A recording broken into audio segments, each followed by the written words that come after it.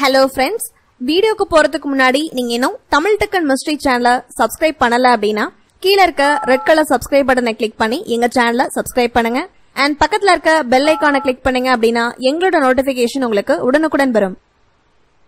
ஜியோ வருகையால் பாதிக்கப்பட்ட நிறுவனங்களில் ஒன்றான அனில் அம்பானியின் ரிலையன்ஸ் கம்யூனிகேஷன் நிறுவனம் திவால் ஆனதாக அறிவிக்கும் நடவடிக்கையை தொடங்கியுள்ளது. இந்த நிறுவனம் 46,000 கோடி அளவிற்கு கடன் வைத்துள்ளது. கடந்த 2017ஆம் ஆண்டு முதல் தன் சொத்துக்களை விற்று கடனை அடைக்க ரிலையன்ஸ் கம்யூனிகேஷன் நிறுவனம் முடிவு செய்தது. ஆனால் சொத்துக்களை விற்க முடியவில்லை. இதனைத் தொடர்ந்து நேற்று இந்த நிறுவனத்தின் இயக்குநர்கள் கூட்டம் நடைபெற்றது. இந்த கூட்டத்தில் ரிலையன்ஸ் கம்யூனிகேஷன் நிறுவனத்தை திவால் ஆனதாக அறிவிக்க கோரி மும்பையில் உள்ள தேசிய கம்பெனி சட்ட தீர்ப்பாயத்தை அணுக முடிவெடுக்கப்பட்டுள்ளது.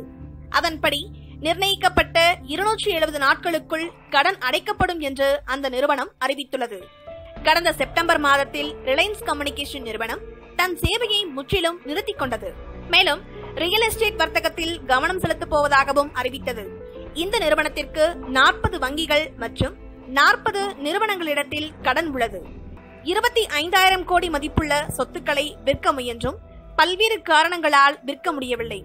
மேலும் ஸ்வீடனை சேர்ந்த எரிக்சன் நிறுவனம் மும்பையில் உள்ள தேசிய கம்பெனி சட்ட தீர்ப்பாயத்திடம் ரிலையன்ஸ் நிறுவனத்திற்கு எதிராக தன்னுடைய முதல் வழக்கை தொடர்ந்தது.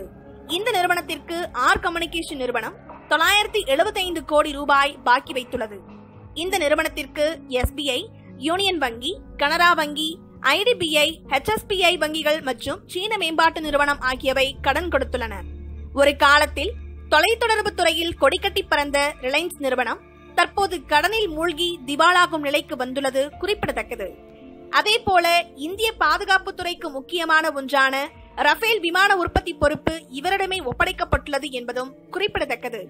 மேலும் இவரது சகோதரரின் நிறுவனமான ஜியோ இந்தியாவின் மிகப்பெரிய தொலைத்தொடர்பு நிறுவனமாக தற்போது உருவெடுத்துள்ளதும் குறிப்பிடத்தக்கது. இந்த வீடியோ பத்தின உங்களோட கருத்துக்களை கீழே கமெண்ட் பாக்ஸ்ல மென்ஷன் பண்ணுங்க.